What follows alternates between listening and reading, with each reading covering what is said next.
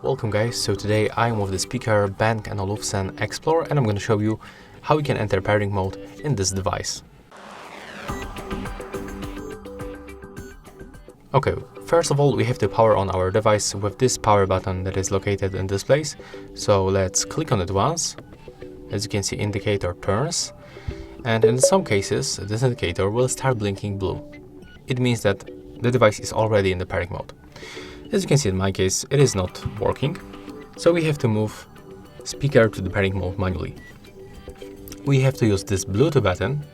We have to click and hold it until this indicator turns blue. Right now we can release. As you can see, it is blinking, so we make it successfully. Next, on your Android device, you can go for the Bluetooth settings or the iOS device.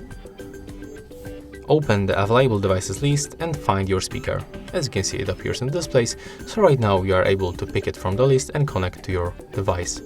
And that's all for this video. If you find it helpful, remember to leave a like, comment and subscribe.